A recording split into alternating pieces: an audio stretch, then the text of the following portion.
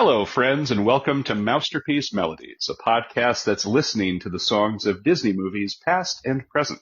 I'm Josh Spiegel. And I'm Scott Renshaw.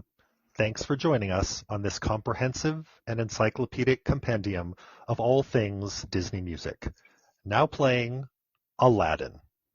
Before we get into our discussion, thank you for listening. No matter how you're checking us out, we hope you like what you're hearing. And if you are, we'd appreciate it if you could rate and review Mousterpiece Cinema on iTunes, Spotify, or whatever app you're using to listen to us.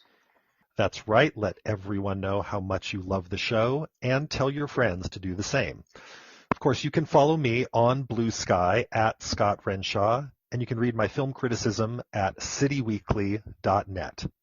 And you can follow me on Blue Sky at Mousterpiece and email me at mousterpiececinema@gmail.com with any comments, questions, or opinions you'd like to share.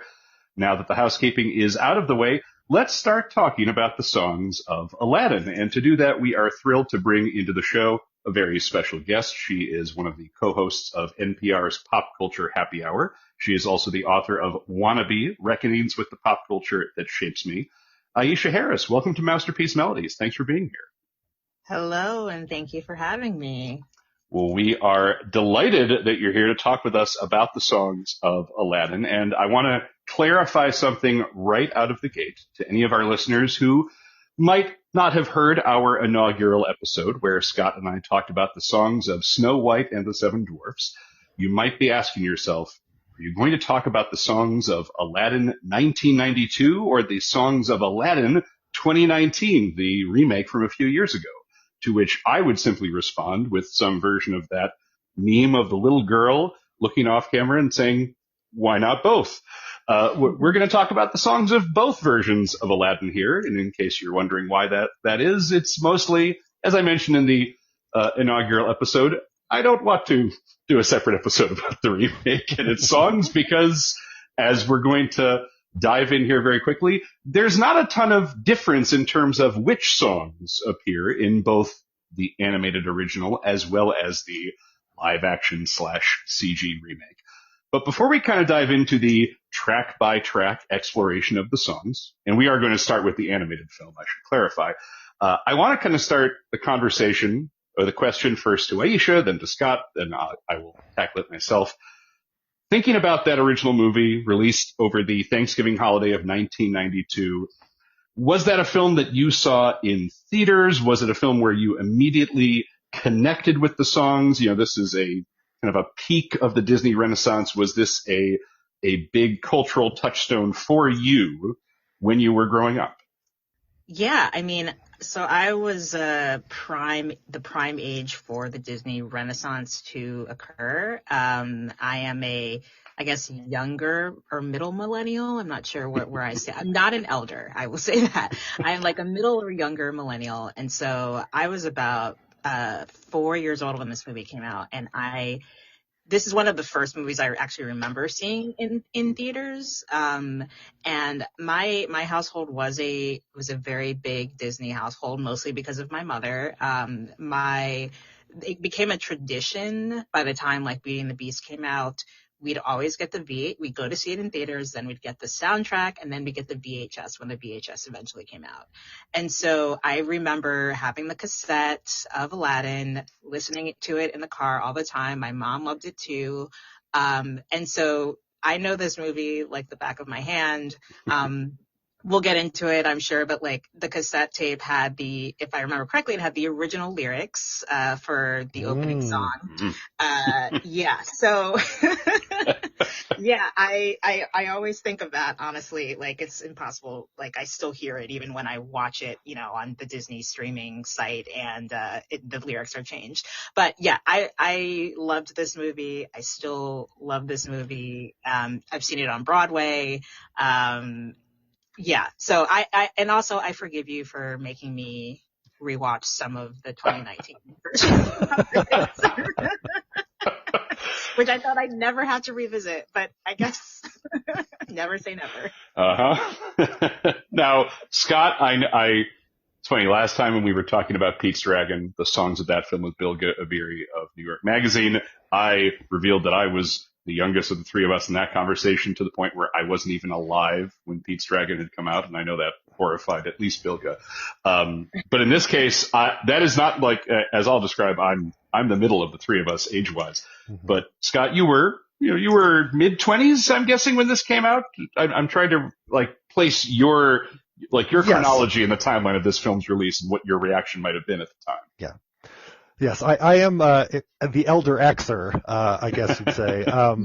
So I mean, I was already a college graduate and, fumbling towards what would eventually become, in the next couple of years, actually writing about movies. And my roommate at the time was a theater director. I was still living in the San Francisco Bay Area, and he was the one who the lead up to this being, he had seen the Beauty and the Beast in the theaters before I did, and I just remember him coming in just laughing about how this was clearly the response to The Little Mermaid, and that she reads books, she's not just Ariel. And so we had this sort of bonding over our Disney love, and so we went to go see this together at the time, and came out of it's like, yeah, it's not Beauty and the Beast, but we just had a great time for it. And I remember thinking the songs were, and because I was not someone who was at that time listening to the music afterwards, I didn't go to see it again. I don't even know when I would have seen it again. And I remember enjoying the music and the spectacle as it was unfolding in front of me, but I don't remember latching on to the music in the same way I did for Beauty and the Beast and the Little Mermaid. So I don't remember it being something where I was humming the tunes for days afterwards or those long. I was like, yeah, that was a lot of fun. And next, and I just sort of moved on, and it did not become that kind of, landmark moment the way that both The Little Mermaid and Beauty and the Beast were for me in thinking about what this could portend for Disney going forward. That's very interesting. I'm obviously younger than you, Scott. Sadly, Aisha, I am an elder millennial. I am 40, so I would have been 8 when this movie came out. I was a little boy who wanted to be a big boy. I was not yet old enough to be a diamond in the rough street urchin like Aladdin, but I was a big fan of Disney movies. The Little Mermaid is one of the first movie-going memories that I have, specifically of Ursula turning into that giant version of herself at the very end that horrified me in the best way that a movie can horrify an audience member. I loved Beauty and the Beast, and I mean, from my perspective, when I was a kid, when I was 8, when you're young, everything feels massive. Everything that you are excited about feels like it's the most massive thing in the world. And I mention that because at the time, it felt like a new Disney movie from the directors of The Little Mermaid, and a new Disney movie featuring the voice of one of the biggest movie stars in the world, Robin Williams, as Genie. It seemed to me to be like an equivalent to Avengers Endgame. It's the biggest thing in the world, or if I can be more time specific with my cultural references, it's like kids going to see a Minecraft movie and destroying the theater, apparently, which, I mean, listen, Scott and I could argue at length about this movie because he liked it and I did not. But the point being, that movie, obviously, very big deal for the people who it's for. It's just, Aladdin felt like a huge thing coming into it. And my very hazy memory is that there was a sneak preview the weekend before its official release, and I am sure that I coerced my parents into hauling me to the theater one Saturday night. Saw it immediately, loved it immediately. Like that's it. You mentioned, Scott, that you did not initially latch on to any of the songs, and while I will agree, certainly as a grown-up, this movie is, I do not think, as good as Beauty and the Beast. But that's also because Beauty and the Beast is my favorite modern Disney animated film. It is about as close to perfect as you're going to get. We'll talk about the songs track by track here shortly, and as Aisha alluded to, the very first song of this film is still pretty problematic, to the point where I had forgotten that in the remake, they rewrite the lyrics even further than they did in between when the 1992 film was released in theaters versus its home media release. But yeah, I mean, I would say that there were a couple songs here where it was almost the exact opposite of what Scott was mentioning, where I feel like the first time I heard it, it was almost equivalent to hearing the first, the songs of Beauty and the Beast the first time, or Little Mermaid, of where have you been all my life? I've been waiting to hear this song. I've been waiting to hear Friend Like Me or Prince Ali or A Whole New World. And of course, I say all of that acknowledging I was 8 at the time. Why would I have been waiting 8 whole years to hear these songs? But it was like songs that just felt instantly fully formed, can't possibly be improved upon, at least for those three. It's some of it is just you're at the right age for it. Similar to Aisha. I mean, I'm a few years older, but still an 8-year-old kid seeing a movie like Aladdin. It's like, yeah, I'm pretty much the perfect audience for this movie. And I think the same is true, obviously, for lots of other kids who are growing up in the 90s, where it's just this hit big. Because that's the other thing that is worth noting. This movie, I somehow always forget, this was the highest grossing film of 1992. Walked away with a couple of Academy Awards. We'll talk about those soon enough. And it was just a massive film. It was in many ways a shift within the world of animation. Robin Williams was not the first well-known actor or actress to appear in a mainstream animated film, but he was arguably among the most famous, and the film was a huge success. And I think to myself, do we get movies like Shrek if we do not have Aladdin doing so well with Robin Williams? That's not me trying to blame Shrek on Aladdin, but there is a part of me that's like, that movie, so heavily marketed based on its names, this movie has a very big name involved. And he does get to sing a couple songs, but he does not sing the first song in the movie, even though the character singing Arabian Nights is kind of sort of supposed to be the genie. Kind of, sort of. I've never really understood exactly why.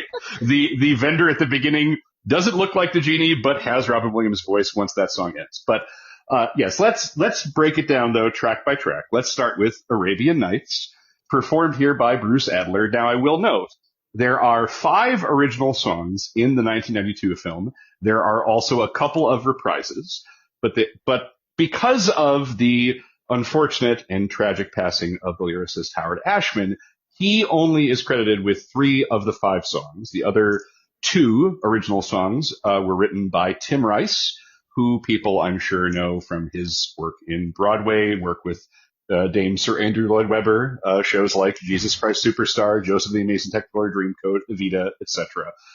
He wrote a couple songs we'll get to later, but Howard Ashman did write Arabian Nights, which is basically the introduction to the world of Agrabah, giving us a sense of the mystique and allure of this exotic Middle Eastern locale, which I hope is very clear how sarcastic my voice is, because this movie, as much as I enjoy it even now, is not an amazing representation of Middle Eastern culture. It feels like it's a little too pleased with itself, as if it's saying, look at what we're showing you, a Western audience. You've never seen this before, have you? And that includes one of the lyrics in this opening song. The original lyric, for people who may not know or may not have that cassette tape memory burned in their brains, the original lyric at one point is, where they cut off your ear if they don't like your face. And wouldn't you know it, people in the Middle East, in the Arab American community were not pleased with that lyric. They thought it was pretty offensive. What a shock. And it got revised to the lyric that we can all hear now, where it's flat and immense and the heat is intense. And the rest of it is, it's barbaric, but hey, it's home. Obviously, when you're talking about the weather, that seems a little less troublesome than the whole getting attacked because people don't like the way you look. So I guess the interesting way to kind of approach this, I think the music here, as is the case with pretty much anything Alan Menken has done, the music is, I think, very, very good. It instantly just hooks you in. I don't know that the lyrics here, even the other lyrics that are maybe less jaw-droppingly offensive, are particularly impressive. Obviously, part of it is also, Scott mentioned Beauty and the Beast first. That movie has such a high bar for opening musical number, and this film is certainly not trying to top that. But it does feel very, very slight. And since we don't yet know that this singer is going to have the voice of Robin Williams, it's a little bit like the title songs of older Disney films like Cinderella or Peter Pan, where it feels like an off-screen performer, and it's fine. I think Cinderella or Alice in Wonderland, maybe those are the better examples. Peter Pan's opening song is, I think, pretty good. But, I mean, what do the two of you think of it now? Maybe what your reaction was originally in terms of those openings, the opening song. Aisha, you noted earlier that lyric that I quoted, it's, we're in a world where that had to be revised pretty quickly too. Like, it got revised in the year or so between theatrical release and VHS release, which only goes to show how murky the film's lyrics were. What do you think of this opening song? I mean, I think what you said is accurate, right? Like, it's not a great song, both like thematically, but also like if you compare it to something like Beauty and the Beast, or even Little Mermaid, really, like that opening, like Fathoms Below, like it's not quite on that level. At the same time, it is so damn catchy. Like, just like the way it glides into Arabian Night, like it's very catchy. But then on top of that, you have the music that's sort of trying to evoke something vaguely Middle Eastern, and as far as I can tell, they didn't actually consult any Middle Eastern musicians or artists to do this. I could be wrong. I haven't seen or heard Alan Menken reference that. So that, like, this is what Disney does, though, right? Like, they take things and like various genres. You see that with Under the Sea. You see that with Lion King, where it's like, well, though, to be fair, Lion King had the input of Lebo M and like other, but like they take things and then they Disneyfy them. And this is like the perfect example of that. So I don't know. I also, like, for whatever reason, it took me years before I realized that Robin Williams wasn't singing this at the opening. It was like a very long time, and then eventually, like, I read the credits and I was like, oh, who's Bruce Adler? Who is this? I thought it was Robin Williams. So it is like a very weird decision to have someone who sounds like he's trying to sound like Robin Williams, but it's not Robin Williams. And it'd be different if Robin Williams didn't have songs later on, but it's like, what are we doing here? Now, granted, I kind of wish that they had, we're not talking about the 2019 version, but I really wish they had actually done that with not had Will Smith sing the opening. We'll get to the way that Will Smith handles it soon enough. Don't you worry. I know, I'm showing my hand here, but yeah, Arabian Nights, it's like, it's catchy, but also just obviously problematic. Yeah, I mean, I don't have a ton to, I think that the noteworthy, as the model was being developed by Ashman and Menken for how their musicals would be put together, and you had this sort of place setter song like Fathoms Below or Belle. Belle wonderfully doubling in that case as both the place setter song and the I Want song, of course, but yeah. It feels really thin.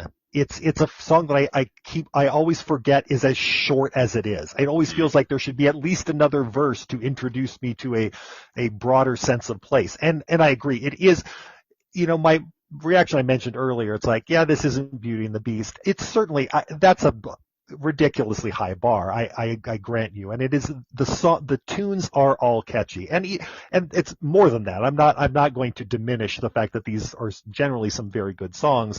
But I also think that this one is one that needed to be fleshed out more. And if you're going to come up with new lyrics that quickly, then I guess you could have come up with another verse perhaps. But it just feels like it's a great idea that I wanted, I'm doing the stretching, the go more. I need it longer. I need longer. Give me another, 30 seconds, 45 seconds. And that would have allowed me to feel like it had more going on there than remembering the verse that was taken out.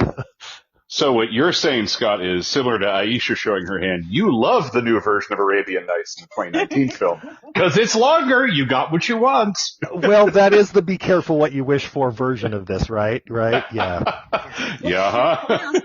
Can I also just add that, like, I think to your point, Scott, about it feeling thin and wanting more, like, what I found interesting, like, I did like my 800,000th rewatch of this the other day in preparation for this, is that, like, this is kind of the movie, this is the moment where Disney kind of it takes a more sort of like slapsticky, faster, Looney Tunes-ish approach to both its animation and just like its storytelling pace. And I think that like this song feels like that. It's like it feels slightly undercooked. And I think like in some cases it works better than others. I think this is where yes, you want more. But yeah, that it seems to like be of a piece of this entire movie, which is like a little bit looser, shaggier than like Little Mermaid or Beauty and the Beast. I think that is definitely true, especially since if you dig into the production history of the overall film, this was like a couple of other now beloved Disney films, a movie that was subject to some pretty heavy edits, courtesy of everyone's favorite old Disney executive, Jeffrey Katzenberg. He specifically wanted there to be lots of updates, and also we're not changing the release date from November 25th, 1992. So the animators had to kind of put things together. I absolutely agree. The Looney Tunes comparison was sticking out more so this time around, even during some of the musical sequences, like one that will, at least like a couple that we'll get to soon. I think partially facilitated by Robin Williams being such a fast-paced, type of performer that the animators had to really think on their feet. And by the way, one other thing I just want, before we move on to the next song, I did want to clarify. I think it is funny in a strange little way that, Aisha, you were mentioning the one time you finally realized, oh, this is not Robin Williams performing it, but it's the late actor Bruce Adler, who had his Broadway debut. He was in a revival of Oklahoma, and wouldn't you know it, he played Ali Hakim, the peddler. What a weird little coincidence that is. They must have just thought, who else could do it but him? Anyway, so obviously, we're going to very briefly run down the plot of the film, just so people can remember where and how the songs fit in. I think, or I imagine many of folks listening are like, really any of the three of us, you've seen this movie enough times. But as a brief reminder, after Arabian Nights, we get that the genie, not really genie character, setting up that they're going to tell a story about the lamp and about a diamond in the rough. We meet the evil Grand Vizier Jafar and his parrot Iago. I will mention it again later. This time around, as I watched it, I thought, it's really weird that Jafar, unlike Scar, unlike Ursula, unlike Gaston, does not have a dedicated villain song in this movie. It is true that Jafar does briefly sing in this film, but it's only in a reprise. I think it's really weird, especially since Jonathan Freeman clearly had the voice to do it. But after he attempts to get the magical lamp that houses the genie, he fails. He learns that he needs to find a mysterious diamond in the rough. And who else is that but the eponymous hero of our film, Aladdin, voiced primarily by Scott Weinger of Full House. But during his initial scene, we meet him, his monkey Abu, and after a little bit of goofiness with the palace guards, which is where I first kind of thought about the Looney Tunes comparison, I should note, he then launches into one jump ahead, and Scott Weinger changes his voice. He turns into the actor Brad Kane, who provided a singing voice for Aladdin here. This, as mentioned, is the first of two full original songs written by Tim Rice, with Alan Menken providing the music. Now, one thing I generally want to note, and I have a feeling, Scott, you're going to dig into one of the deleted songs later in our discussion, but the version of this movie that Menken and Ashman wanted to make is not the version of the film that we see. There are a lot of songs that they wrote prior to the passing of Howard Ashman in early 1991 that incorporated a lot of characters who are not here. Aladdin had a mother. Aladdin had a handful of friends, human friends, not just a monkey named Abu. And so this is one of those songs that was essentially meant to replace a couple of the songs that Menken and Ashman had written. And I will say this is a fast-paced enough song. It is a bouncy enough song. Part of me wishes we'd gotten what Ashman wanted, but also I can't deny that One Jump Ahead is a fun song, and I'm going to show my own hand. I think that the personality that Brad Kane displays in his performance of these lyrics is so much better than, say, the song in the remake. Again, we'll talk about that in more detail soon. I like the song well enough. It's relatively short. It's not as short as Arabian Nights, but it's the kind of song that moves quickly, doesn't dawdle. It's catchy enough. what do the two of you think of One Jump Ahead? Well, I love this song. Honestly, like, this might be my answer for every other song going forward on this, as you talk about it. I love it because, you know, look, Tim Rice is not Howard Ashman, but I think he's a pretty damn good lyricist. And I think that what this song does is really well is establishes Aladdin, and also like establishes an interesting like sort of through line of this idea of what it means to be poor and what it means to be someone who like is being punished for being poor. Like, look, yes, he's stealing, but as he says, gotta eat to live, gotta steal to eat. That's what you gotta do if you're a street rat, as they call him. And I also just think like everything moves really well with, like, the song moves great, I think, with the animation. And this is, again, as we've said, like the Looney Tunes aspect of it, this is where I think it benefits, is like how quick it is and how just like every little moment, every movement happens. And I just think like, still, I think he's rather tasty is an iconic line. Yes. I quote it frequently. And I love it. I love how it's like a little edgy. It's a little like, you know, in a Disney movie, it's a little like sexy in a way. And I could hear that. Rather. Oh my God, yes. No, like, and I have to say, like, Aladdin, gotta admit it, like, Aladdin was one of my earliest crushes as a child. Yes, I was all in for Aladdin. That open vest, yeah, that smile. Mm-hmm, yes. I think it's a great, when you realize the history of this thing, it is a really great piece of storytelling songwriting. It ticks a lot of boxes in a really short time. And I think that's real. I don't know that I always appreciated that. And it's funny that we've talked about the Looney Tunes connection so many times. I also don't know that I ever really made the connection. This tune really evokes Powerhouse, the 1937 composition that was often used in Looney Tunes, that sort of dun dun dun dun dun dun dun dun dun dun. Yes. And so you really get that that Looney Tunes energy is really there, and whether that was intentional or not, I would be curious. I didn't poke around to see whether there was any attempt to really evoke that, but that really, this time particularly, I was going, oh yes, this is the Looney Tunes bit that really, I can really latch onto, because I hear the Looney Tunes music. And again, as an elder Xer, I grew up watching a lot of Looney Tunes. So I thought about it in the sort of the visual context and what it's evoking in that sort of fast-paced animation style, and also what it was doing from storytelling. And I think I've really dug it more than I have in perhaps any other thing. I was like, yeah, it's really doing work.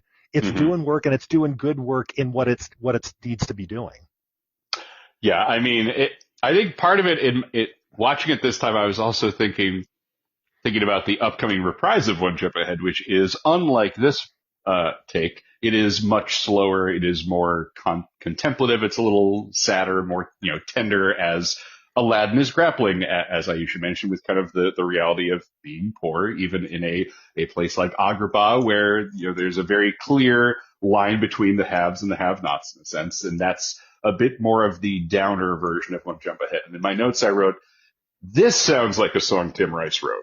One Jump Ahead, I almost have to remind myself, no, Howard Ashman did not write the lyrics to this, because there is a cleverness to the lyrics there that I think is almost not, it's not even intentional, that it's not really the case with either the reprise of One Jump Ahead or A Whole New World, which is obviously a different kind of song. But yeah, I mean, it's such a funny scene. I will also note, I'm going to reiterate this in a minute with a different song. Last time when we talked about Pete Strack and the song Candle on the Water, Scott called out that listening to covers of Candle on the Water really prove how much of that song works because of Helen Reddy's performance of that song. And I want to call, you both mentioned the, still I think he's rather tasty line, which is, A-plus joke. It is never, ever going to be anything less than hilarious. And I realized in watching the remake, it really matters how the person delivering that line delivers that line, like their tone of voice, the edge to it, the high pitch quality. Like there's all sorts of little pieces that, like, just by itself, it seems kind of funny, but it only really works if the right person is delivering it in the right way. I will also call out there are some very good visual and verbal gags in this song. One of the easiest, laziest jokes that is always going to make me laugh is when either one bad person or a group of bad people fall into a big old pile of manure. That's how this song ends. I love that joke. I also have even though it's not in the lyrics, it's part of, if you listen to the song by itself on like Apple Music or YouTube, it's in one of the more instrumental parts, kind of raising the tension, where Abu is waving a sword at the guards and one of them says, he's got a sword. And the leader says, we've all got swords. Good jokes. So as I mentioned, a few minutes after this song concludes, we get the sadder version of One Jump Ahead as Aladdin kind of grapples with, the reality of how people perceive him. He is insulted by one of the various visiting princes to the kingdom, hoping to win the favor of Princess Jasmine. And even though Aladdin gets a good hashtag sick burn in at said prince, that guy then delivers a pretty harsh burn of his own. He said, a line that has always kind of stuck with me, even though it's not like a line I automatically quote, like, only your fleas will mourn you, which is it's a harsh thing to say. As I said, like, the reprise feels a lot more like, this is what I envision a Tim Rice song as. What about for the two of you? Does anything stand out about that briefer reprise of the song? I mean, it is no Part of Your World reprise. It's also not the Bell reprise. But I kind of love it because I mean, in a way, it functions as his I Want song. Like, One Jump Ahead isn't really that. Like, it's establishing, like, what he does and what he has to do to stay alive. But then this is him being like, I want to be more than that, and I wish I could see more than that. And maybe just because of like everything that's currently going on in the world right now, I was like struck by how this movie like really tries to point out that like being poor should not be like you're more than that. Like you are worthy. You are like, you deserve to be treated with respect, regardless of how much money you have. And it just kind of struck me this time around, like listening to it, and he's like, I want to be more than that. I wish people would see me as more than that. So I don't know. I really like it, and I just like, it just sounds pretty. Like I think the idea of slowing down the previous song, like it makes the melody even more potent in a way, or like makes me understand it or appreciate it even more. Yeah, I think it's really unique among a lot of the Disney films in that way, that it feels like a different song. It doesn't feel like the reprise. It feels like its own song. Although, and I don't know, Josh, if this would be the place to insert or if we want to talk about the deleted songs later. I am such a fan of Proud of Your Boy, and this is basically what has to kind of take the place. And for those who aren't, familiar, as Josh already mentioned, there was, a lot of things that had to be scrapped, and including the relationship between Aladdin and his mother, and the song Proud of Your Boy, which ends up being used in the Broadway musical version, is, to me, it's just I love that song. I love the song, and I'm really, every time I hear the reprise, it is good. I don't think it's not a good song or not an interesting way to take One Jump Ahead and make it feel different, but it just makes me sad every time. Once I became aware that Proud of Your Boy exists, I'm like, I just really I would want Proud of Your Boy to be there in some fashion. So it's a little bit heartbreaking, even though that song, again, it's doing good work. I think both versions of it do different things, and they do them pretty well. I just still can't help but wish that Proud of Your Boy could have done that job. Yes, I do think Proud of Your Boy is a very good song. And in case anybody really wants to make themselves sad, you should Google, there is a certain horrible group of scumbags that has chosen to co-opt that song for their awful needs. I'm not going to go any further into that. But Yeah. if the song Proud of Your Boy rings bells for other reasons, that's why. Among other, just so profoundly infuriating that song got co-opted for that use. But anyway, yes, it is, I think they're like, when I was a kid, I think I liked the reprise. I think the reason why I wanted the reprise to wrap up when I was a kid was, okay, I want to get to the genie. And the one thing that I don't think I'd ever noticed or focused on before, there is almost a half-hour gap between the One Jump Ahead reprise and our next song. Obviously, part of that is there's a lot of plot that has to happen to get Aladdin to meet Jasmine, for the two of them to fall in love, for Jafar to lure Aladdin out of prison in an arrest that he engineered so that he can get Aladdin, who is the aforementioned diamond in the rough. Don't ask why he is, he just is. Get him out to the Cave of Wonders, explore said cave, find the lamp, meet the magic carpet, etc., etc. I'd forgotten how much of the story, this is only a 90-minute movie, roughly a third of the movie passes, and there's a pretty lengthy gap before we get to our next song. And to do that, of course, Aladdin must rub the lamp. The genie must emerge in the very blue form of Robin Williams, as animated by supervising animator Eric Goldberg, among others, which then gets to Friend Like Me, a song where he essentially explains to Aladdin, here's all the amazing stuff I can do, but he does it the way that Robin Williams would.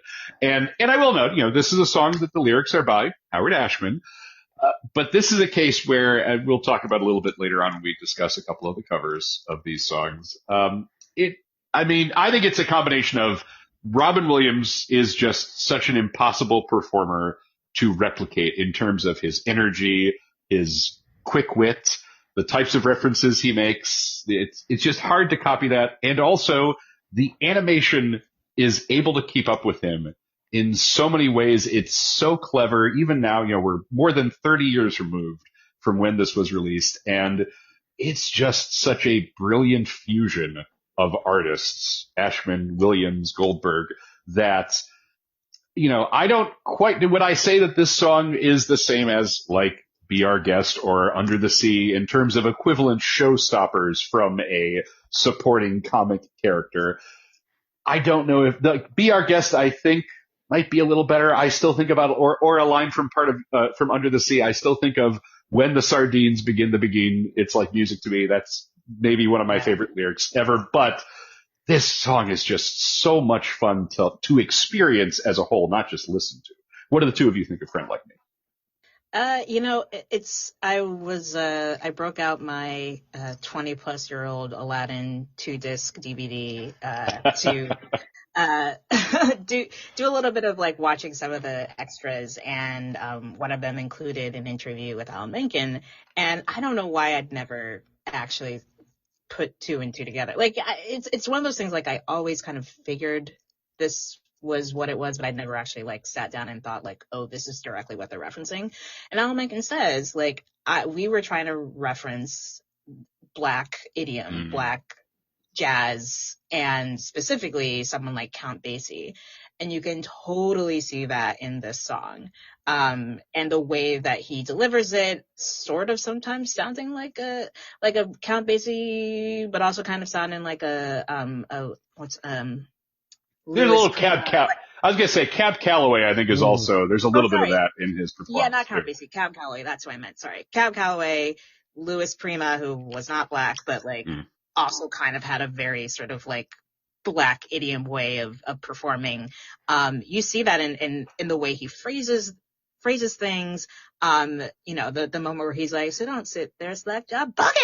Like, it's like, woo. Like, and you have to wonder, like, was Jim Carrey inspired a little bit by this also for The Mask? Like, obviously that was also, there have been arguments that The Mask is like a minstrelsy movie. I agree with it. But it's just interesting to see them sort of translate that language into Robin Williams. And I do think the lyricism here, it's hard for me to compare this to Be Our Guest. I know like they kind of serve similar purposes, and Under the Sea, where it's like the side character telling the protagonist like how they're going to help them or what they can do for them. But it also just feels like its own sort of thing, because it's not just about like putting on a show. It's like, this is like, I am the show. Like, I am Robin Williams. So I don't know. I love this. I love this song. I'm going to sound like a broken record here, but like, I just think it works on every level, from the animation to the phrasing and the way that the lyrics like tie everything together. Yeah, I mean, I think that, Josh, the way you put it, it's the combination of the things. That is what, to me, Friend Like Me is this performance with watching it. I just can't imagine. It's funny, Aisha, talking about having the cassette. I can't imagine just listening to this song. I just can't. It's too much rapid for me to even think about what do you do when this song is playing if you're not watching these amazing animations of the genie, and it's just so connected. Well, Scott, I just think you haven't watched this movie enough, because like I basically can just imagine it. I've listened to this song I put on Disney soundtracks like regularly and just put them on the background. I don't know how many times I've heard this song at this point. But like, it will replay every moment in my mind while I'm listening. I mean, and I don't doubt that. I don't doubt it. It's not and that's true of a lot of the other Disney music I love too. I can visualize what's happening even when I'm listening to it, but I don't have the experience of when I'm just listening to it going, I don't want to just be listening to it, even though I might be able to see it in my head. And I think this is why, even though we know that there are some cover versions of this and not just the Will Smith cover version of it, that it just doesn't do the same thing. And so it is the complete package of this is what makes it. And it's even funny for me to think about. I remember performance of the song, just seeing Robin Williams on a stage performing the song. And I thought, I mean, I love you, man, but this is not it. This is not it. Even doing a live human being production number of this song just is not it. Yeah, I mean, it would definitely be a challenge, but I was going to say, similar to Aisha, it's like, I've listened to these songs by themselves for decades. That's what it's like growing up as a kid in the cassette era and in the Disney Renaissance era. You listen, you wear things out. That's what you do. We wore things out because we listened to them on vinyl, damn it. Oh, there you go. Okay. I will say, when I saw the Broadway version, with the original Genie, sure, who was, James Monroe, Iglehart. Yep. He was great, but again, he wasn't Robin Williams. And you're right, like, it's hard to do this song, first of all, as quickly and as fast as it is live. And it's been over a decade now since I saw it, so like my thoughts a bit are hazy, but like, what I remember is that like, it just felt like there was both a lot going on, but like not enough going on. It was just, it didn't translate in the way that you would hope. Yeah. It's, and I'll say, for like, I've seen a touring version of Aladdin. I've also seen, as I'm sure Scott has, since we're both Disney theme park nerds, I have seen the very short version of Aladdin on stage at Disney California Adventure, where well, so, and for people who haven't seen it, what they do with the genie there is they basically tell him, I assume they must have told him backstage, listen, we're going to give you like 5 minutes after and before each of your songs to just do whatever pop culture riffs you want that are current, of the moment, and family friendly. And I mean, it's obviously still not the same, but they really do let them go. They like, go on YouTube, folks, if you're curious. It's quite a lot to watch. But yeah, I mean, to me, also this time, Aisha, you mentioned the whole like, I am the show thing. And I realize now the applause joke at the end, which I think initially was acknowledged as like a fourth wall breaking thing of like, see, it's another showstopper, like Under the Sea, like Be Our Guest. But now it's like, no, this one actually merits the applause at the end because of that fusion of artists. But anyway, so after that song, We get a couple more good fourth wall breaking references. I'd forgotten about the Pinocchio joke. Even I had remembered the invocation of Sebastian the crab during the Alaskan king crab joke that the genie makes. Aladdin convinces the genie to get them out of the Cave of Wonders without actually wishing himself out. They go to some tropical island, essentially, not the random spot of desert that occurs in the remake, where the genie is able to make Aladdin's first real wish come true. He wants to be made into a prince so that Aladdin can woo and romance Jasmine and marry her, and that leads into Prince Ali, a song that the genie largely performs along with the help of, I guess, people he created just for that song, like people who are meant to be, banner holders or flunkies or members of Prince Ali's entourage. A song that is sung as kind of a parade style moment as they're walking through Agrabah, leading up to the castle itself. And it's such a solid song. This one I think is a little bit more reliant, thankfully, on Howard Ashman's lyrics. Like, even as a kid, I always remembered like the long list of different items and objects and people and animals that kind of builds up to the climax of the song is really quite clever.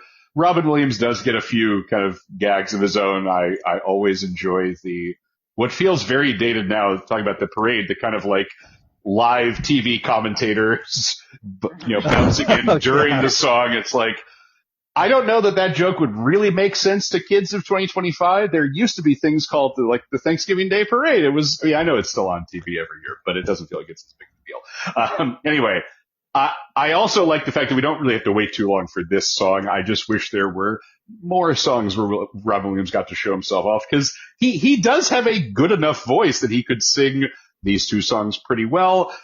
Again, I don't know that it's quite as good as Friend Like Me on the whole, but I do enjoy the very clever, the very fast-paced lyrics, the dexterous ideas that Ashman's able to kind of throw in there. What do the two of you think of this one?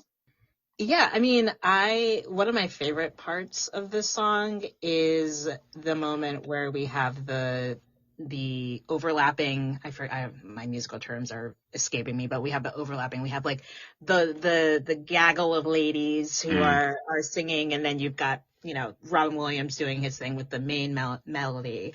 And this is again, like going back to the idea of you want the right kind of singers and voice performers for this. Like the Still I Think He's Rather Tasty. Like we get again sort of like the pick little talk little ladies, like he's amazing, he's so alluring, never ordinary, never bored. Like I just love that sort of like dichotomy of like blending all those voices together. And it is just like, again, the animation is fun. You've got all the elephants, you've got the monkeys, and I love the very end where it's like, the 40 bakers, the cooks and bakers, the birds that warble on key. Like, it's just like really fun.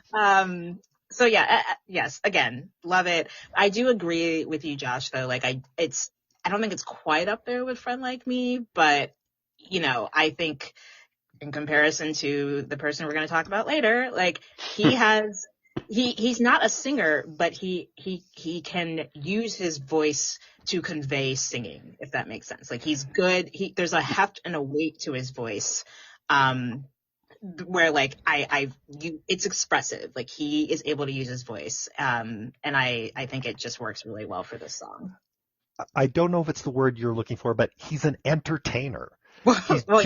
He's just an entertainer, and I think that when you are able to do that, you can sell a lot, even if you're not able to hit A above middle C. I mean, it's just he's just got the thing.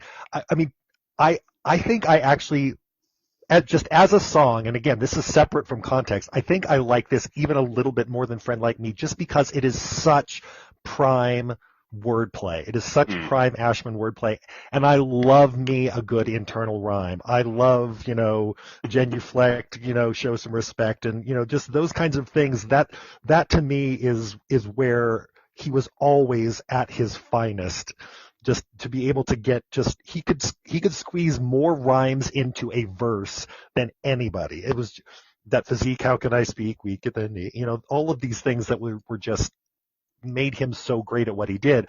And I think that the song itself to me has a little bit more of that fun that I can just hear the song in my head. And I don't necessarily need the spectacle of the production in quite the same way. I still think it works best because of that. But I think this is to me where I would just say, God, I miss that guy. I miss the way he wrote a lyric, and it was just something special. Yeah, it is. Yeah, this is definitely the kind of song where you really you miss Howard Ashman. Now, I will say that the big song after Prince Ali, where, before the next song, we get to hear Aladdin kind of stumble his way through attempting to impress Jasmine with a lot of bluster and bravado. We, of course, know that Jasmine is not interested in that. And it's only when Aladdin softens a bit, when he compliments Jasmine on her punctuality, because why wouldn't he? He is able to convince her to go on a magic carpet ride with her, and they then sing A Whole New World, which is the other song Tim Rice wrote. And on the one hand, this to me is very much, this does not sound like a love song that Howard Ashman would have written. That said, as I was watching and listening to it this time, I was like, this felt like one of those songs that was absolutely impossible to avoid. It felt like there was a period, especially in the 90s, where some of the biggest movies had these unavoidable pop song hits. I forget the name off the top of my head. The song that Bryan Adams sings in Robin Hood, Prince of Thieves, that was a huge. There you go. My problem was I was about to say I would do anything for love, but I won't do that. And I was like, no, that's not Bryan Adams. That's Meatloaf. But yeah, so there was that song. Obviously, a few years later, you had My Heart Will Go On from Titanic. And this was another one of those big songs that I was mentioning earlier. This was the kind of song where you hear it and you think, I've been waiting to hear a song like this for a while. This, to me, is just such a wonderful, swooning, romantic song. Again, I'm not going to say, is it as good as Beauty and the Beast, the title song performed by Angela Lansbury? Obviously not. But is it better than something there from a Beauty and the Beast? I think kind of, since they don't really have another love duet in that film. To me, it's a really wonderful fusion of two very talented performers. You have Brad Kane and you have Lea Salonga, who people might know not only from providing the singing voice for Mulan, she was also in Miss Saigon a few years earlier on Broadway. Obviously an immensely talented performer there. It's such a lovely, sweet song, and, it's in its own way a little Looney Tunes-ish, the way they kind of travel to different locales around the world very quickly and in very stereotypical fashion. It's not just they're in Egypt, they're right by the pyramid and the guy knocks the nose off because he's shocked to see two people on a magic carpet. It's such a wonderful, sweet song. But what do the two of you think? I think Lea Salonga really carries the song for me. Brad Kane, beautiful voice, and their harmonizing is lovely. But this song makes me wish that Lea Salonga had another song, not the one that winds up in the remake, but I was just like, how could this be her only song? She is a legend. She has the voice of an angel, and I just think this song is kind of a platonic ideal for a duet song in a Disney movie. And I also think that just again, the harmonizing, the don't you dare close your eyes, all of that, it just works for me. And this doesn't necessarily mean that the song is great, but I will say it's fun to do at karaoke. It's just, it goes. So yeah, I'm fully in the tank for A Whole New World. I'm sure we'll talk about the end credits version. But I absolutely just adore this song. It's a very pretty song, and I think what's interesting to me, given how many of these songs to me can't exist out of the context of it, I think listening to a couple of very stripped down covers of this gave me a better appreciation for it as just a tune, as a piece of songcraft. I really do like the in the context of the movie song by Brad Kane and Leah Salonga, but I think it actually sounds better with no production, just a piano. You really get a sense for how lovely this melody is. It's just gorgeous. And I think that it's almost a distraction having to watch all the things, and then when you can just listen to it, it's like, this is just beautiful. It's a beautiful piece of songwriting. Yeah, completely agreed. And by the way, I just want to note, it's one of the weirdest things. You were talking about Brad Kane. I mean, Leah Salonga's had such a wonderful history on stage and in films and TV shows. I had not mentioned earlier, but I do think it's funny that Scott Weinger, who voiced Aladdin outside of the songs, he not only appeared in the absolutely hideous Fuller House, which I regret to admit that I have seen many episodes of because my wife is a fan of the Full House oeuvre, but he has also written for a number of TV shows. And I just now learned Brad Kane has also written for a number of TV shows. He has written for shows like Fringe, Lodge 49, and Tokyo Vice. That's so weird to me. Again, obviously people have layers. They're like onions. I'm referencing Shrek for the second time today. But are you aware that when Full House, the original, was running, they did, I'm sure you remember this, when they did the crossover episode with Family Matters when they all go to Disney World? Yes. Do you remember? Okay. I'm sorry. I remember that it exists. I'm sure I saw it. I don't remember the details of what happens in it. So the details for the Full House, this is like pure corporate synergy. It's like Disney, and we're all going. Of course. Yeah. And I remember they reference Scott Weinger at one point, like DJ thinks she's seeing him because he played her boyfriend, right. And she keeps thinking, like, I feel like I'm seeing him in the park. And at one point, he's dressed as Aladdin in the park. And it's like, oh, yes, I did see this. I never watched it during it. I had aged out of that particular phase at that point in my life, but I remember watching a YouTube thing of that. It's like, oh, this is what you did on these shows in that time. Mm-hmm. You kind of, huh? There is a long and rich history of ABC shows taking their characters to Disney World. I think even like in the 2010s, they've done it. But anyway, so I think that it's such a pretty song, and we will talk about the end credits version soon. But before that, we must acknowledge that there is one final kind of sort of song. We talked, Aisha, you mentioned how this is really the only song Jasmine gets, and the only song that Jafar gets comes at the very end when he reveals to everyone that Aladdin has been hiding in plain sight. He is not Prince Ali Abubu, or Ababwa, whatever. He is Aladdin, the street urchin. And in doing so, he does a brief version of Prince Ali. And leaving aside the fact that it's so odd to me that Jonathan Freeman, who voices Jafar, does not get a different song, his own version of Be Prepared or Poor Unfortunate Souls. I just want to note, it delights me to no end that Jonathan Freeman, and I am not trying to throw any shade here. I think it is really funny that he very clearly realized, hey, this is my meal ticket for the rest of my life. Because when I say that Jonathan Freeman has played Jafar every possible way, I mean he is in The Return of Jafar, obviously. He is in a couple of direct-to-video films like Mickey's House of Villains. He is in House of Mouse as Jafar. Apparently there's an episode of Hercules where Jafar shows up. He's there too. And he's in all the video games, Kingdom Hearts 2, etc.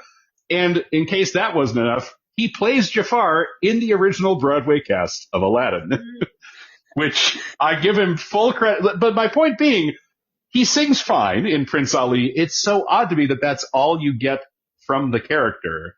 And yes, I also want to point out, apparently he is also in the original Broadway cast of Little Mermaid as Grimsby. He really just hung his hat on Disney, and I sincerely, kudos to him. He also got a Tony nomination for She Loves Me. Not a Disney show, but it's worth calling that out as well. I mean, anything that either of you would want to add about that Prince Ali reprise? It's pretty quick, but it's fun in its own way, because Jafar is a fun, flamboyant villain. He's not, say, dour and humorless, words I'm definitely not going to use later on in this discussion. Yeah, no, it's I think it's It's fine. It's one of those songs. As many times as I've watched it, I always forget that it exists until it comes up, and I'm like, oh yeah, that's right. This song is here. It's Yep. Yeah, but like I had no idea that he had been the original or like in the Broadway version. I did not know that. My goodness, what a meal! Like him and Ellen Pompeo playing Grey's Anatomy. Like, I just always admire people who like find their lane and they stick to it. I'm just like, good for you. Like I would have done the same thing if I had the opportunity. Just like lock in, play this character for 20 years. So one of the vintage soap operas. All My Children doing this part, or Susan Lucci doing it for 40 years. Like This is me. Deal with it. Yes, it's very impressive for sure. Scott, anything you'd want to add about that last song? No, I would only add that you say you forgot about it until you'd hear it. I forgot about it again, so I really have very little to add to it. Fair enough. Now we will transition into kind of the cover corner here because, of course, the end credits, like a lot of Disney films, has a pop version of the big romantic song, A Whole New World. Here it is, Peabo Bryson and Regina Belle. Now, in the vein of a phrase that Scott always used to use on the old show, two things can be true. One, it is a perfectly nice, if a little more bombastic and heavily produced version of the song. And also, I'm just never going to forgive Peabo Bryson for having, I'm going to use the phrase throwing shade a second time, having thrown shade at Angela Lansbury the previous year, because Angela, if you know your lore of Beauty and the Beast, she had expected to perform the title song at the Oscars, and he was offended that it wouldn't be him and Celine Dion, because he was like, who's Angela Lansbury? And I read that and I think, she's Jessica fucking Fletcher. That's who she is. She's Angela Lansbury, and you are not. Now that said, my gripes aside, it's a very nice version of the song, I will admit, as is almost always the case with these pop covers that play over the end credits. I prefer the original version more. I'm sure there are some folks out there who like the end credits version. It's good, I think, because the bones of the song essentially are solid and are hard to kind of tear down in a way. But for the two of you, thinking about at least this cover, if not the other covers, which Scott and I at least will talk about a little bit here in a few minutes, what do you think of the Peabo Bryson, Regina Belle version of A Whole New World? I mean, it's perfectly fine. It will never not baffle me that Disney made this choice back then to do like, we're going to make these movies that, yes, parents could enjoy them too, but they were still very geared in many ways to children. Like we hadn't yet entered the Pixar phase of like, we're going to try to have layers here. And so the fact that they were like, let's make an adult contemporary version of this song. It's just like, sure, I guess, like, this is the song for the parents and they'll have to listen to this in the car, but like, do the parents want to listen to this? I don't know. I mean, my mom did. She loved this. But like, it feels very of its time. Like the way that like the synthesized chords and the like it's fine. That's all I can say about it, really. And they have beautiful voices. Like Regina Belle and Peabo Bryson have very beautiful voices. But yeah, this is not Peabo Bryson's or hers her peak as in the career. I think they have better songs. No, I mean Peabo Bryson has it's just a legendary voice. Peabo Bryson I think he's just the wrong. I think it's not just that I prefer this version because of the context. And this is something we talked about a little bit last week when we were talking, as Josh mentioned, we were talking about Candle on the Water, is what is the song about and what should you be doing for it? And, this is a song that's just sort of, it's first romance blooming and it's kind of nervous and a little bit, edgy, but it's not a slow jam. It's just not. And it shouldn't, it feels like singing it with a lot of vocal runs. There's confidence there in a way that's like, I don't know that that's the way this song should be. It's not a song about, I got you, girl. It's a song about, it's like, I'm trying to convince you that I'm actually okay. And I just think it's a weird mix of an amazingly talented vocalist who feels like the wrong choice for this song. Yeah. I mean, it's funny though, you say it shouldn't be a slow jam. Should it be a fast jam like the one that Yellowcard did on that album from last year, A Whole New Sound? Because I listened to that one. We can very briefly talk about some of the covers here that are separate of the end credits song. I will say, similar to last week, I was actually surprised there are not quite as many covers of these songs as I had expected. We will, of course, talk about the versions of these songs from the 2019 film soon. But, I mean, there's a handful of covers of Friend Like Me. I think, honestly, the most notable one isn't even really technically a cover. It is a song that deliberately incorporates the phrase "never had a friend like me," because I'm talking about the song Tupac sang back in the late 90s. This was from the movie Gridlocked. It, I believe, was released after his death. But, I mean, that song, as I understand it, deliberately is referencing the phrase "never had a friend like me" from Aladdin. The other versions there's a version also from A Whole New Sound from Bowling for Soup, which is definitely very fast, definitely very energetic, but also not Robin Williams. The other one I would want to mention because I want to drag it. It's funny, Aisha, you mentioned Grey's Anatomy. I only recently, because my wife has been binge watching the roughly 8,000 seasons that exist, I have actually gotten relatively invested in Grey's Anatomy, and we have about to approach a storyline featuring Matthew Morrison from Glee, because as I understand it, he plays somebody's cartoonishly abusive husband. And I know he's not going to sing in that show, but of course he sang on Glee, he's sung on Broadway, and he did a cover of Friend Like Me, and boy, is it bad. It is... Yeah, and also I watched enough episodes of Glee to feel like this is very Mr. Shoe energy. This is extreme Mr. Shoe energy, which is not appropriate for that song. The one that I liked, I know Scott wanted to talk about, and that's from somebody who did a different pop end credits version of a Disney song. He did the song Never Knew I Needed at the end of The Princess and the Frog. I'm talking about Neo. Scott, do you want to talk a little bit about that cover? Yeah, so a lot of these are songs I didn't know existed before I started hunting for them, but Neo's version of Friend Like Me actually kind of slaps. It's just, it has that, up on a bandstand with a crooner kind of energy to it. And here I am just saying, I can't imagine singing without it, without the actual visuals of the genie. But I was actually surprised by how effective this was, especially compared to the thing I watched immediately afterwards, which was a Norwegian death metal version of Friend Like Me by the artist Pelek. And I don't think I need to say more. Just if you hear in your head a Norwegian death metal version of Friend Like Me, you are hearing this song that actually took place.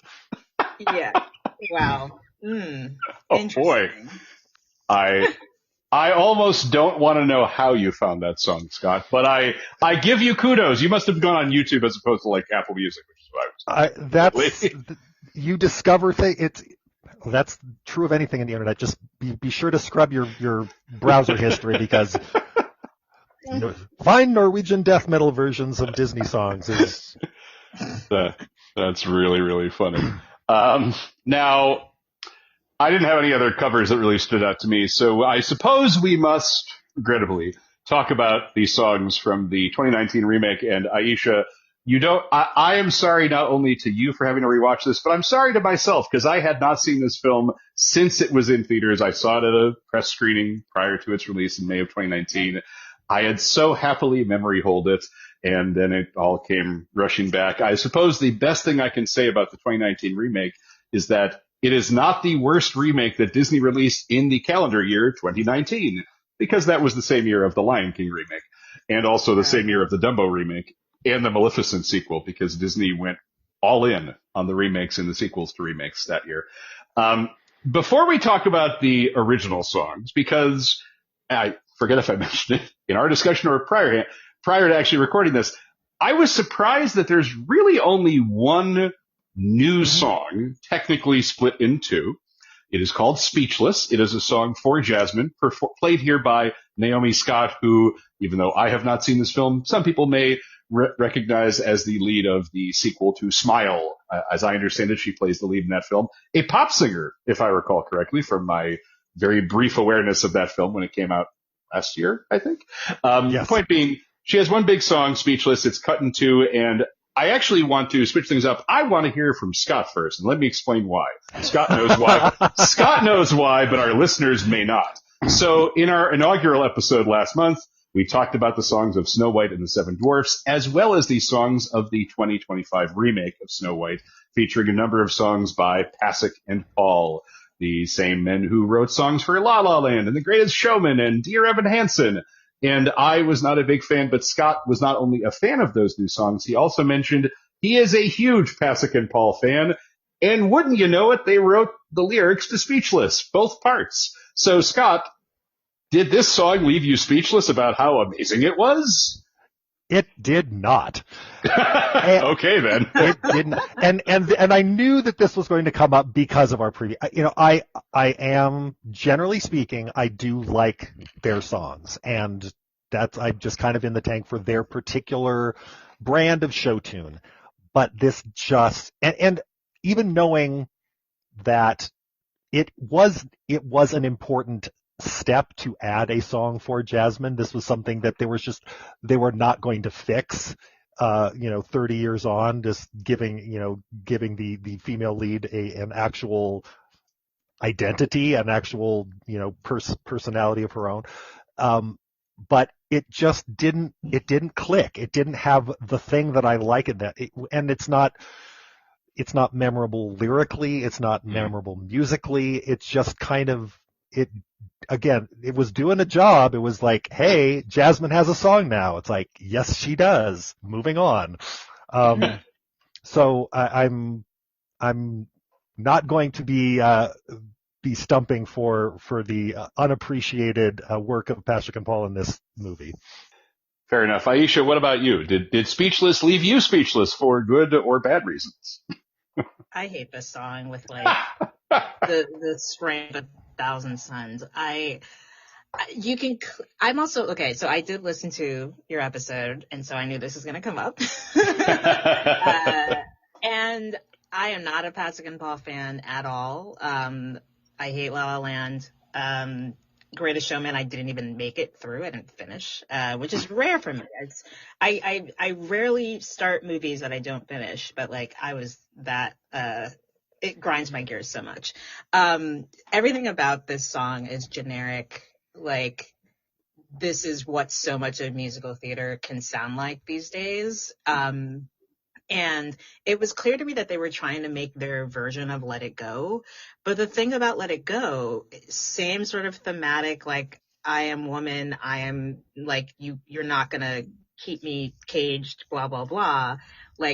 That song, Let It Go, has a melody that will get lodged in your brain. And this is just Speechless is just smooth brain. It's just it just washes over you.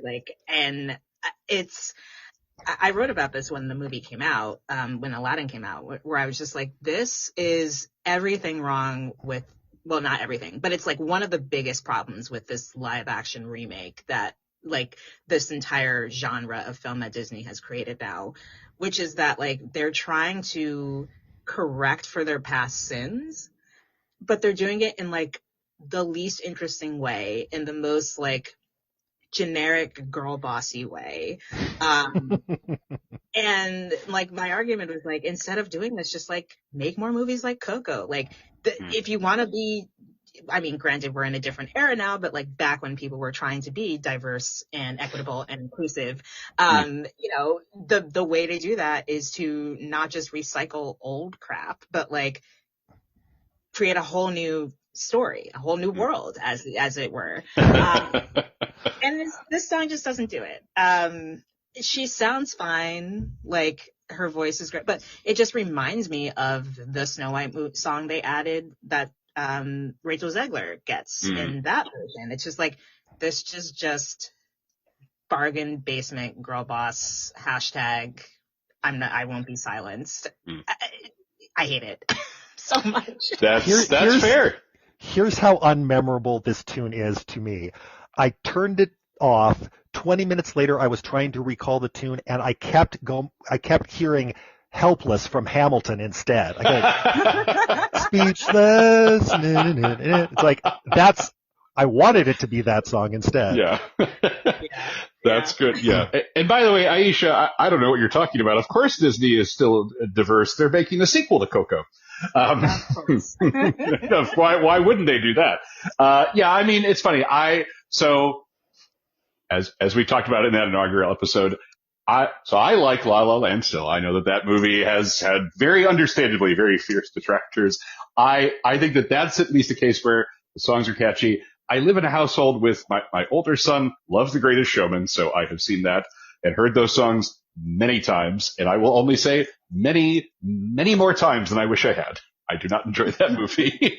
And my wife actually really liked this song, so that I heard this song enough that I was like, oh, right, I vaguely remember the tune of this. Like, this is one of the only things about the film that had even mildly stuck around in my mind. That said, I actually think not that I like this song, I don't, but the one thing that really stood out to me as being a big reason why it doesn't work, I think it ties in a little bit to Aisha, what you were saying of, it seems so out of place with the other songs of this movie. Obviously, what it is trying to accomplish is generically admirable in that, yes, it is a good thing you're trying to finally give Jasmine an individual nature, but the songs sound so different from everything else musically in the film that it's hard to square. What I had forgotten is that it is, as mentioned earlier, it is a song split in two for reasons that don't really make any sense to me, and that the longer part of it is the song that comes later. I had somehow in my head thought, no, the bulk of it is at the beginning or earlier in the film, when it's the exact opposite. Naomi Scott's doing her best. It's just, the entire problem with the remakes, it's very much, Aisha, what you said, where it's like you're trying to course correct for things from the past, but also you're trying to do the exact same thing. Like, people like the original, but also there's problems with the original, even with a movie like this that wasn't made in the 40s or 50s. It's like, you can't have your cake and eat it too. You can't have it both ways, but Disney has continued to try. And obviously this film was, regrettably, a very big success at the box office.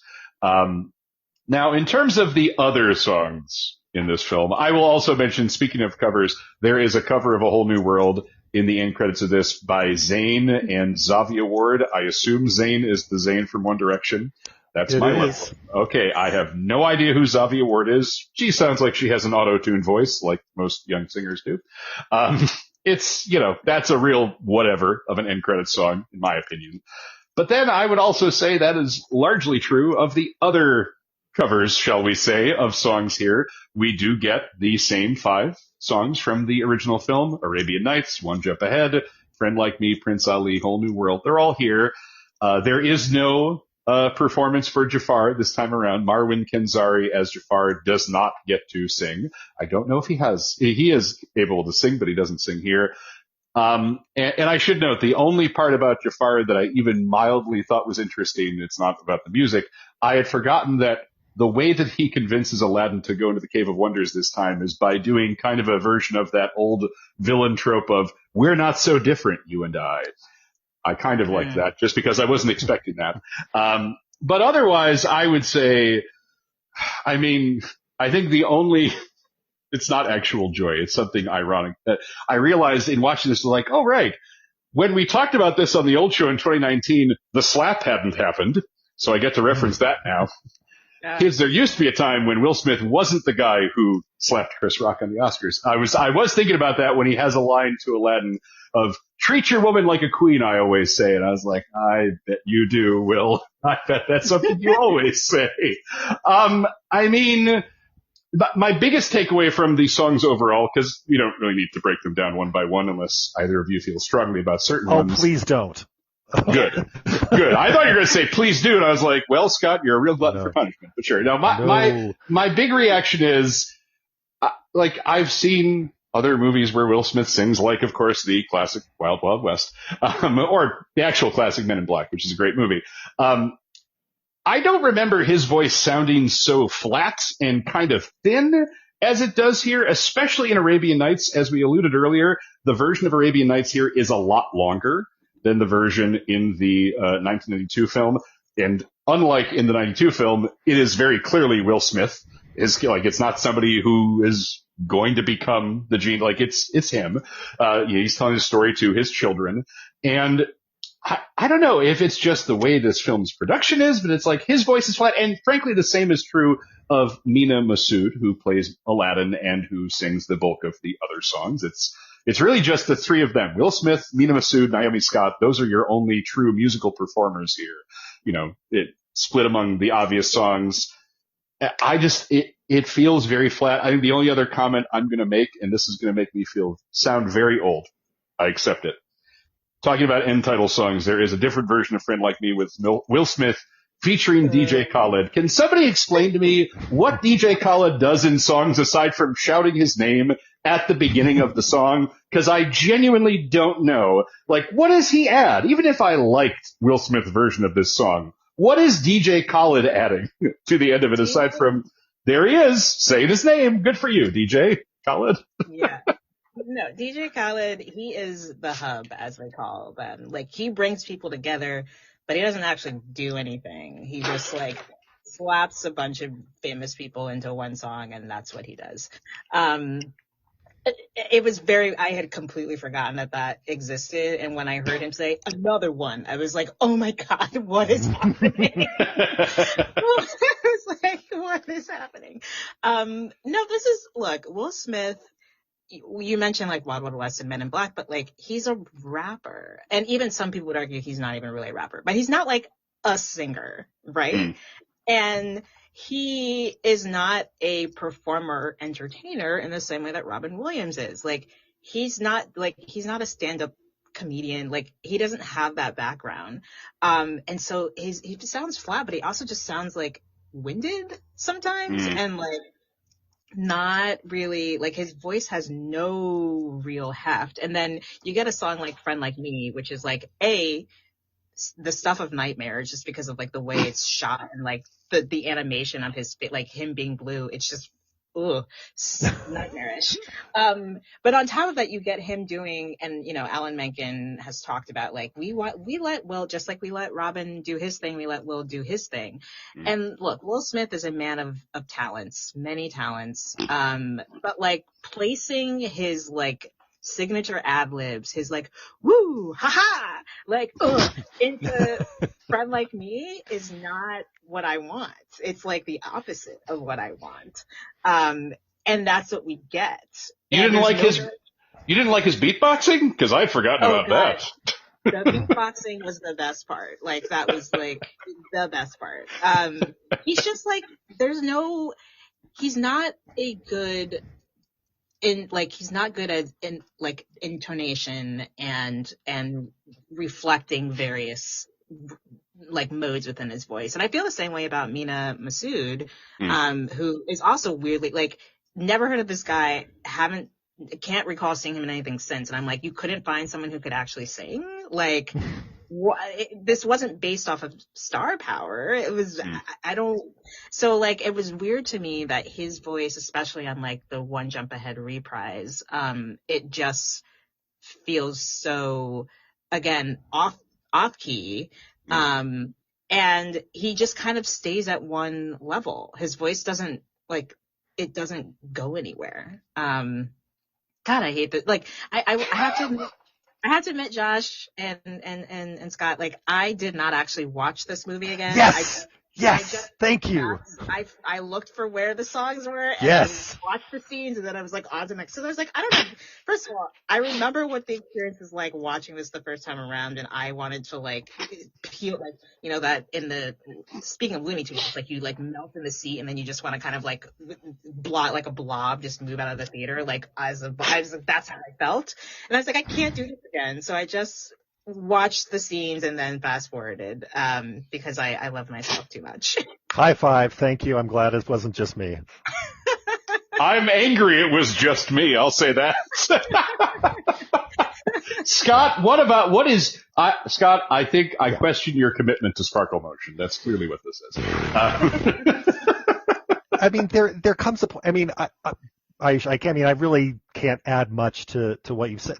You know, there's something in especially in the, you know, Disney Renaissance films, there was that theater kid energy. Now, there are people who do not like theater kid energy, but I think that's what is required and called for in performances of the songs and in the performances of the characters in general. And these, you know, the flatness is just all over there. Scott, are you saying that Guy Ritchie does not embody theater kid energy?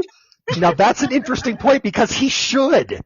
He embodies theater kid energy in almost every other thing he does. And yet, there's something about he can't get a performance in this movie to actually feel like a musical theater performance.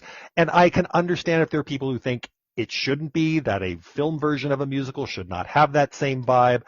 I just disagree. I just think that if you're going to do a musical, you do a musical and you perform in a musical. And I just don't feel that energy there. And I didn't need to see more than the songs to be able to remember that was the case.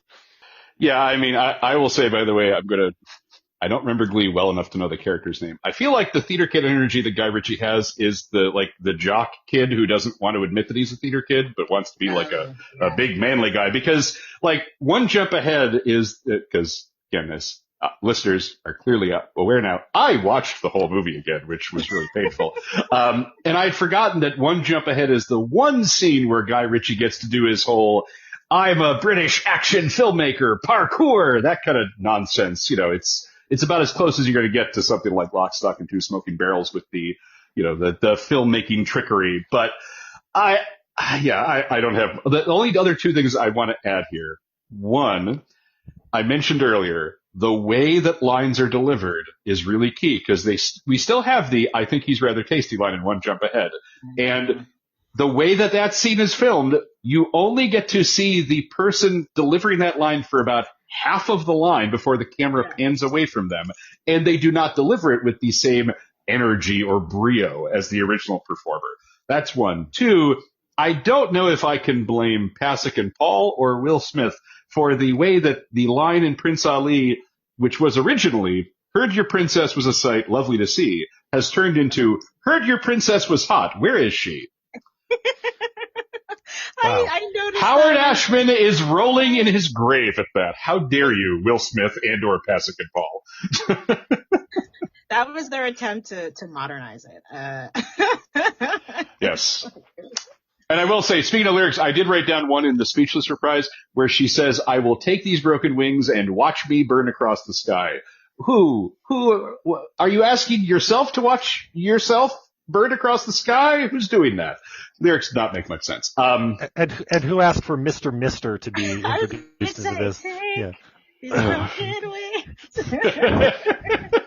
It's, I mean, again, the songs here are, I think that's also something that Scott said is a running through line of a lot of these remakes of they're remaking musicals, but they don't seem to want to be musicals, which is weird because that's one of the many things people love about the original films. People love the songs in Aladdin or in The Lion, like The Lion King is, I think, the worst offender of a movie that is so clearly a musical, as evidenced by the decades-long success of the Broadway show, but they try to hide the fact that it's a musical. It's almost like you shouldn't do a photorealistic remake of a movie.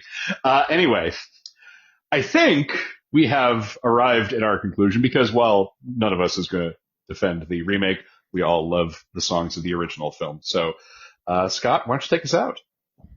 So with that, it's time to turn down the volume on Mousterpiece Melodies. What's on the playlist for our next episode?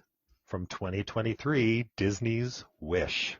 Oh, goody. And while you wait, yes, and while you wait, and I'm sure you're waiting with bated breath, make sure you subscribe to the show on iTunes, Spotify, or wherever you download your podcasts. Aisha Harris, thank you so much for joining us. I know we mentioned some of your credits at the top of the show, but can you let listeners know where they can find your work on the internet or elsewhere?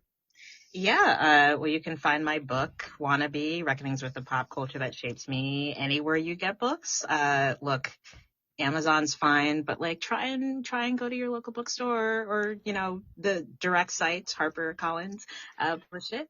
And then you can also find me on NPR digitally, but also our show, Pop Culture Happy Hour. We talk about sometimes Disney movies as well. So if you're listening to this, you can find this, usually me talking about Disney.